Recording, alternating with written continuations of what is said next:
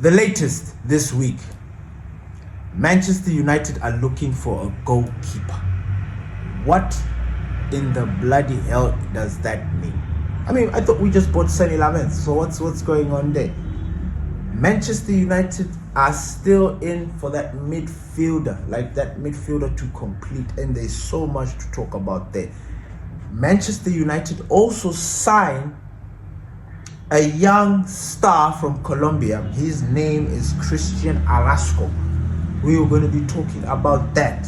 And last but not least, we are going to be talking about how things are unfolding at Manchester United thus far. This week has been a particularly busy week with a lot of stories happening. We're still going to get clarity from the gaffer and everybody else. But please, ladies and gentlemen, without further ado, let's jump into it. So, Manchester United apparently are looking for another number one. Yes, they are looking for another goalkeeper. Now, I don't know what kind of exercise this is. I've been trying to figure it out. And honestly, I don't wanna pull all my hair, because when I think about it, I just feel like it is an unnecessary exercise. I feel like it is a dumb exercise. I think it is a waste of money. Because why did we go and sign Senne Lammens? Why did we go through all that trouble to bring Senne Lammens in if we didn't really need him? Because we needed a midfielder. Now, there could have been some money that could have been, they could have searched, they could have found, they could have looked into their pockets and tried to find money together with the money that they used to pay for Senne Lammens to bring in a midfielder for the situation that we have right now. Because we have a midfield situation. We do, a very serious one, and I'm going to break it down for you so you guys understand. Because wow, when I was listening to Ben Jacobs, I was just like, my days, what this club, sometimes you think our club is moving in the right direction, and then you get stories like this, you hear about these transfers, and you'll be like, whoa, I thought everything was all right. Like, I thought my club had things on lock, but it looks like at the same time we don't. So anyway, let's talk about this goalkeeper situation. So we buy Lammens, and all the stories that were coming out from Carrington and all these guys are, oh no, he's the big, like, he's good in training. Now, I don't know. I haven't particularly seen the stories live. I didn't see these players in any video talking about it. There's a video that I'm going to check. Yes, I'm going to see, maybe he's in there. It's called Inside Training, and these Man United training sessions, they don't really show much. So we've heard that now boy is good.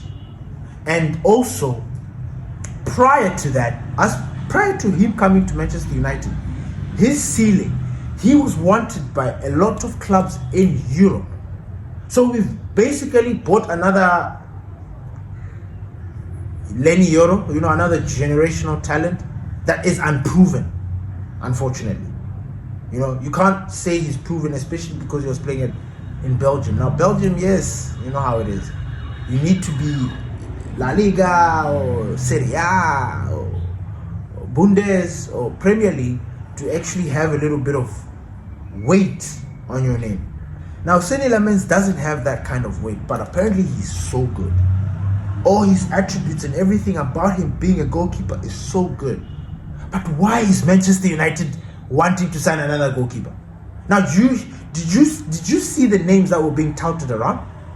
Mike Maignan from Inter Milan.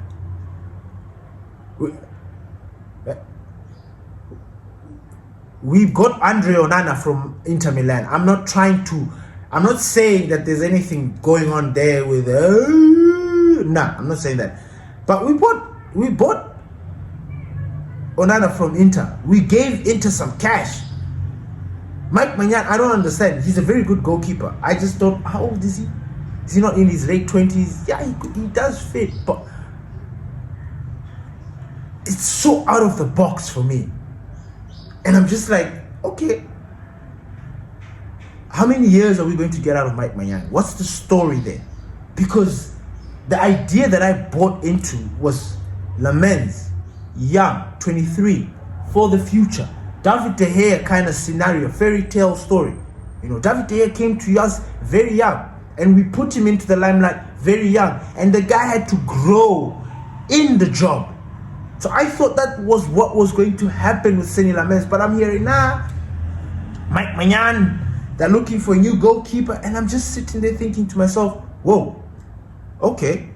The other goalkeeper that apparently has been identified, Costa. Like, Costa I understand because of Portuguese, Ruben Amorim apparently likes the goalkeeper. I'm indifferent. I think he's a good goalkeeper. I don't see anything wow.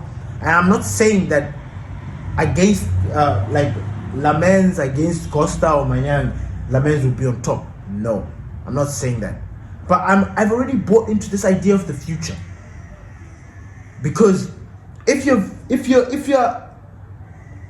leading this club, right, we know what we want. So it means that every other decision that you guys are making at the moment that we are seeing and thinking, oh wow, it's actually a dumb move. Because when you now break it down, we were so excited about how Ineos was just bringing in players. They told us that by November we're going to be broke. The club will have no money, which apparently was a bloody lie.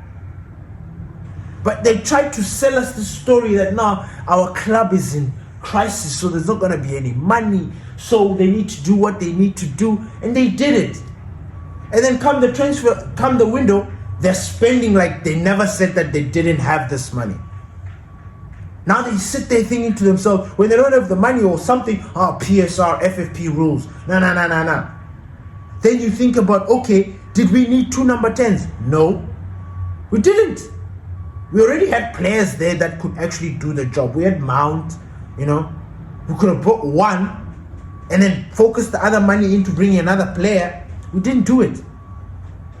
We did a lot of reaction. I feel like some of them were reactional.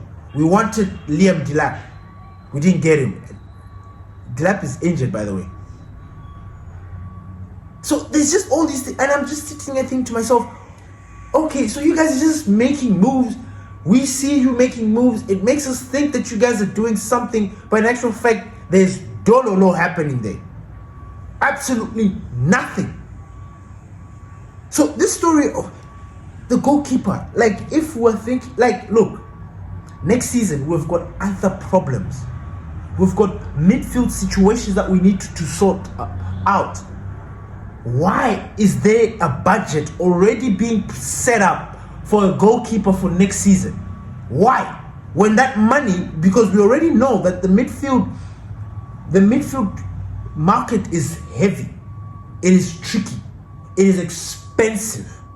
If you want the best of the best, you are going to play something north of 100 M. And already we are linked to Baleba. We have been linked to Baleba.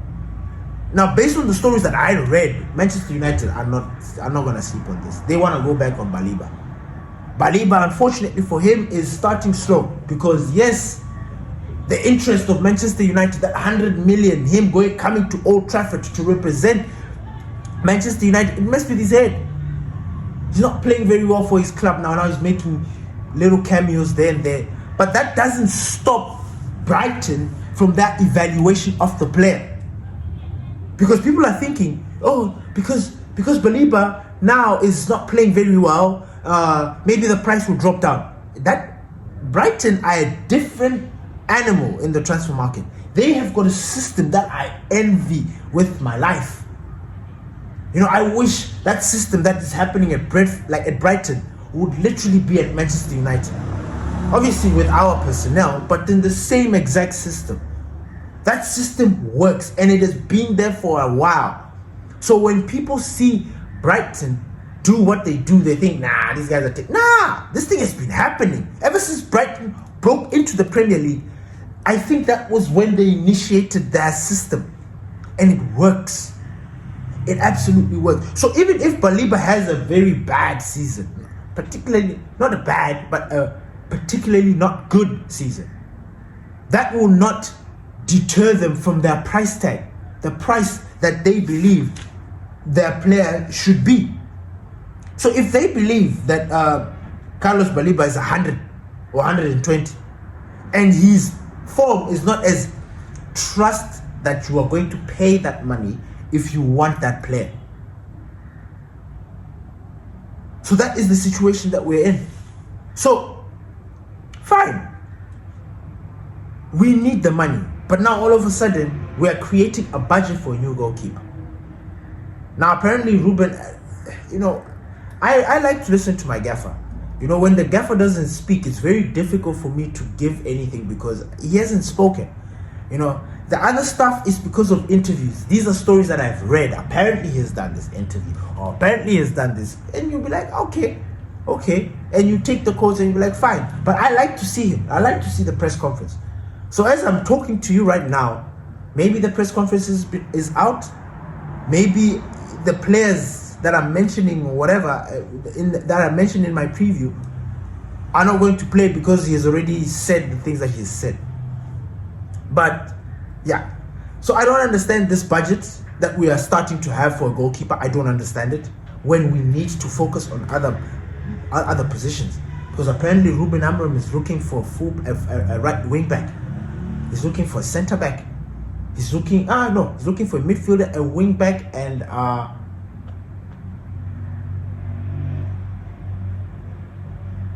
he's looking for a wing back and another midfielder. So those are the positions that the gaffer is looking at, and we are looking at bringing in another goalkeeper. Like, what are we doing? Already the chapter between Manchester United and Onana is closed. He's gone. Why is there still something? Why does it feel like it? Why does it feel like he's going to come back? No. So the next topic that we wanted to talk about is the midfield situation. So apparently, Manchester United, we have signed a Colombian sensation, under 17 player, Christian Arasco. Under 17 is a CDM. Now, I am particularly excited and happy about this signing, and I'll tell you why. Number one, Moses Caicedo. Number two, Moses Caicedo. Number three, Moses Caicedo. Now, for all the legends, those that truly understand and follow that club, they know that what I mean when I say Moses Caicedo. Now, to recap, Manchester United, before Moses Caicedo went to Brentford, and then now he's at Chelsea. Before he went there, he was linked to Manchester United. For those that don't believe it, this is true. This is I don't know if some people even remember or what, but this is so true. It's ridiculous. Now, at the time when we wanted him, Ole was our gaffer. He wanted Caicedo. Caicedo at the time, I think he was 17, if I'm not mistaken. He was in Ecuador. We just needed to pay, I think, 18 or something, 20 something million. But it was nothing. It was chop change. We looked at the player. We saw him in those videos in Colombia doing his box-to-box thing. Angry, fit, strong, tenacious. And we're thinking, this is a 17-year-old. And I remember at the time, Carrick was gone. I think we're done. We were in the heart, in the midst of the McFred era, where we needed a specialist CDM. And this kid's name was there. I kid you not, he was there. Man United decide to ignore it. They don't buy him. Brentford go and buy him. Immediately, Brentford sign him. I think they sent him out on loan or whatever. I don't know. He cooked. The next season, he was there. They are selling him. They sold him for 120, 105, whatever. And this is a Colombian. I mean, this is South America. Now, I am a big fan of South American football. And I truly believe some of the most defensive-minded players, some of the best defensive-minded players, I think are from South America. I'm telling you. I think the best midfielders in the world are in Spain. I think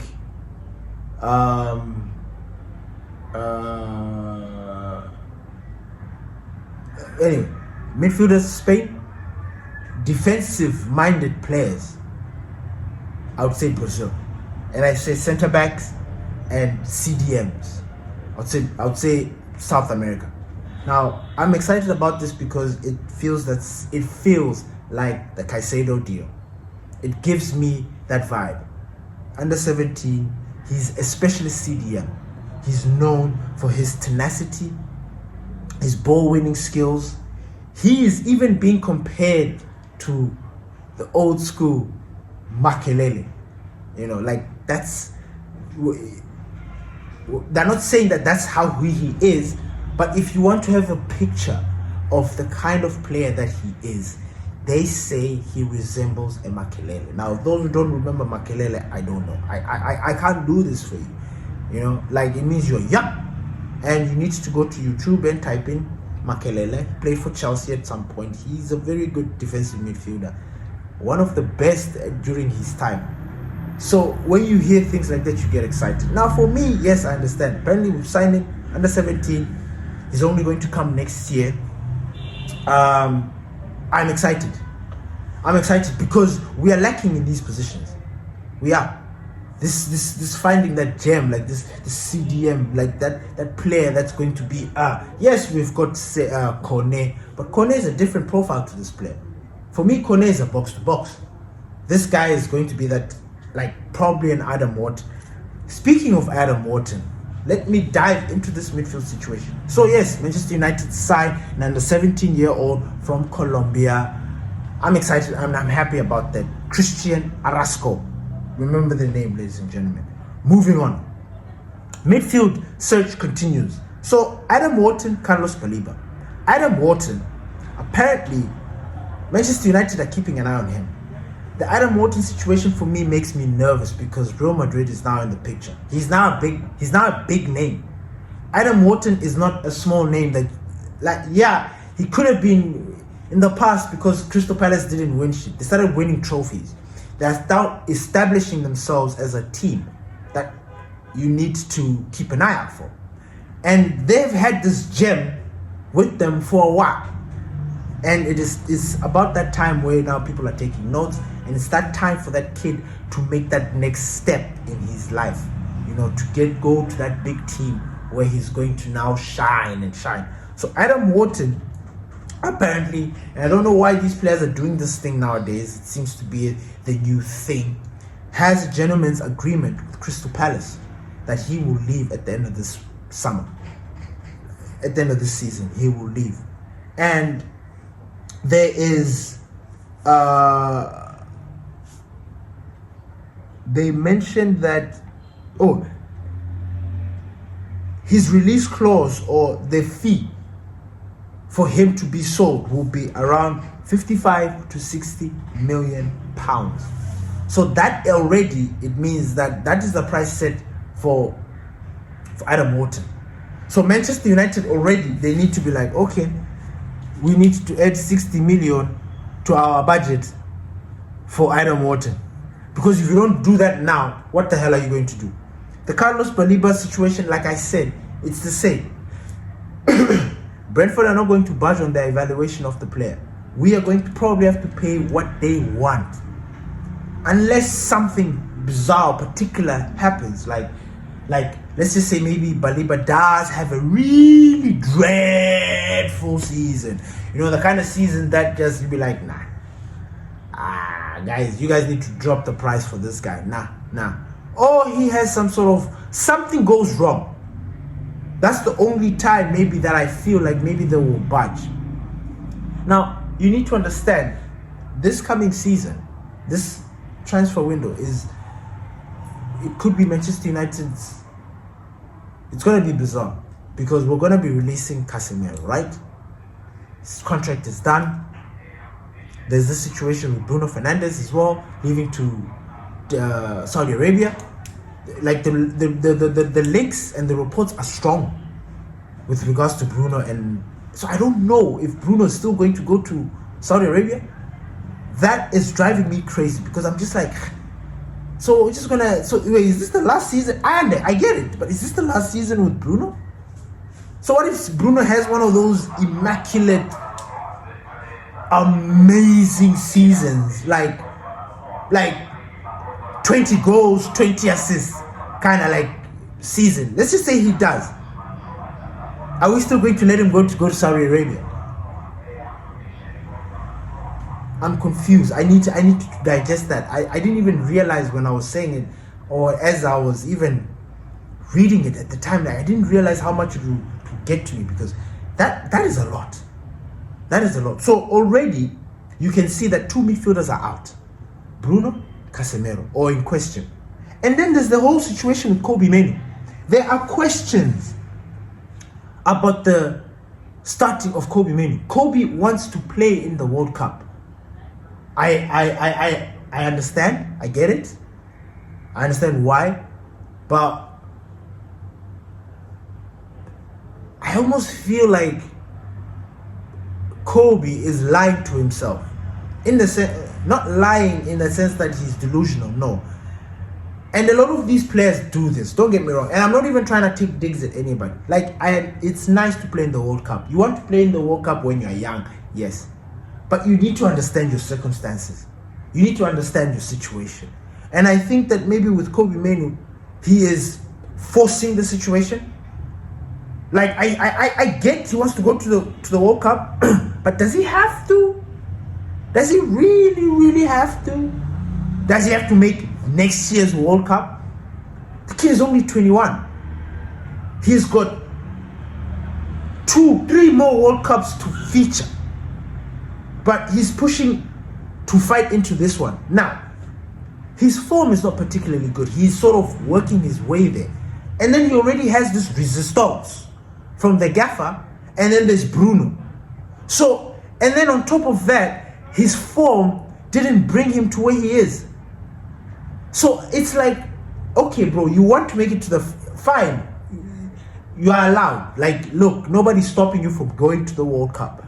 But you need to be at a fitness level. Like, everything of yours, you need to be like, you need to be super fast, you need to be strong, you need to be fast in decision making, like what the gaffer says he needs, what he wants from you. Then you will make it into that team, then you will go to the World Cup and everything will be good. But ever since you came from the Euros and you picked up the little injuries and what you have not been the same.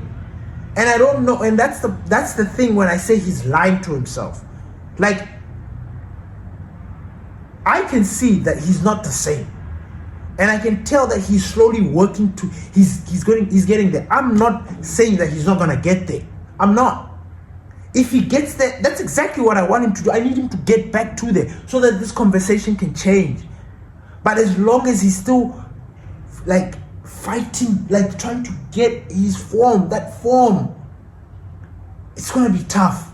Now, Kobbie is adamant to make this World Cup team. He wants to go. And the rumor and what on the rumor mill is that January he wants an exit. Newcastle have been paying attention. People are watching, man. People are watching Kobbie Mainoo's situation. Kobbie wants to play. He wants minutes. And you know why? That's the only way you make it into the squad, if you play. So like I said, Kobbie Mainoo has not been particularly good. He's slowly working his way back into that situation. He's fighting to get into the first team, but he's not yet there. Now he wants to play like ish. So that's why I'm just sitting here thinking, look, man, don't lie to yourself. And when I say don't lie to yourself, you understand what I mean. Like, you know the trajectory that you're going in. You know the situation that you're in. Build it up. Euros are next. The World Cup is next. You are going to be featured. You're going to be there. You're going to make it into this Three Lions team, no matter what. You've made a name for yourself in that English team. You have. There's no reason that these guys can drop you if you're not formed, if you're not fit. If you're fit, they're taking you easy. You're just going to be like Harry Maguire and all these other guys who were staples in this team. The Rashfords. These guys were just being picked all the time because of the experience. You know?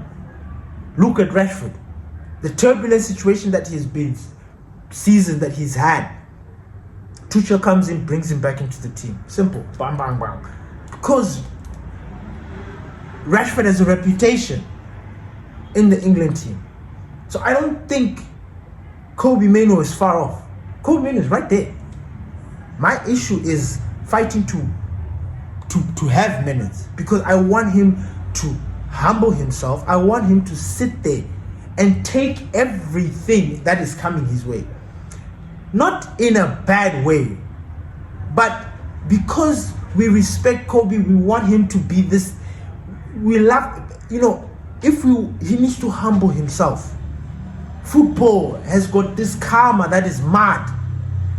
If you're pompous, if you think you're all that, it can break you down, it can bring you down. Now, I want Kobe Mainoo. If I was in Kobe Mainoo's situation, my mentality, right? My mentality, Kobe, I'm Kobe. The experiences that I've had would have told me, like, look, I'm going to keep on fighting. I'm not going to put a request or any of that. I'm going to try and see if I can beat Bruno and make it into this team. Like, that would have been my primary agenda. Not wanting to move so I can get minutes so I can feature in the World Cup. Nah, I feel like that is a very short-term goal. It's very short-term. So he goes, he makes it into this World Cup team. Then he goes and gets that bad form that he picked up from the Euros. Then he brings it back to Manchester United. And then we're going to be sitting there saying, Kobe Mainoo, why isn't Kobe Mainoo starting? Why isn't Kobe Mainoo starting? It's because he's not on form. He's tired. He's been playing in the Euros. He's come back. He's picked up an injury. Now look, that is something that I'm foreseeing. That actually just came into my mind as an epiphany. So I don't understand these youngsters who are forcing. I understand, I get it, but you need to understand that times have changed. Youngsters breaking into this team then, and you guys now, two different things. Two different things. The football, the eras, two different things. You new kids. Now, there's a sense of unsafety, but then it was alright, so there's this situation. So I don't know. Our midfield looks like next season will be disintegrated again. Will we have Bruno? I don't know. Ugarte will be the one there. Maybe Toby Collier will be back, yes. Maybe Sekou Kone. Maybe that's the idea. Maybe they're waiting to unleash these youngsters that are coming in. I don't know. But there's been a story about Angelo Stiller. We spoke about him in the previous episode a couple of weeks ago. Guy from Stuttgart. Apparently he was the next Toni Kroos. I don't know, something. Manchester United apparently sent a delegation to Stuttgart to watch this guy. Now this guy, the easiest thing in the situation with him, the reason why Manchester United is linked, Manchester United is linked with opportunity, right? If there's an opportunity somewhere, if Manchester United can control it, or if it's within Manchester United's grasp, they'll do the deal. They'll make it happen. So you see, like Adam Wharton has got his 60 million release gentleman's agreement, so he will leave. If Manchester United are serious about him, they can go in there, they can get him. But the price tag is there. Stiller, the same thing. Slightly lower because it's in euros. 60 M's is his release clause. He is a player that we can get apparently in January. So Manchester United is going to be like, if we are having a bad season, which I doubt, then maybe January we might be thinking about bringing somebody, reinforcement in. And then this guy, this Andrew Stiller, could be it because he's got that release clause. But apparently that money that we will use in the January will be deducted from the summer. Now, if you want Carlos Baleba, or if you want anybody in that kind of, because it seems like Manchester United is determined to buy 100 million midfielder. They need a status signing, a galactic signing. And I don't know if it's going to be Baleba, but if it's Baleba, then it's going to be over 100. So that's where we stand in that regard. So yeah, The midfield search continues. Woo! Thank you everybody for listening to the Glory Reds podcast. As you know, the episode that I just recorded before this was the preview. Check it out. Please leave your starting lineups in there. Let's have this fun debate thing going on. Let's look at each other's starting lineups. What we think the gaffer is going to put, because I've noticed that not a lot of us see the same way or are in sync with the gaffer as much as we would like to think. I've seen some starting lineups and I thought to myself, what? Does this guy listen to Ruben Amorim, or is this just a piss take? Anyway, thank you for listening to the Glory Reds podcast. Please share this video. We thank you. And you latest subscriber, thank you for making us 110. Peace.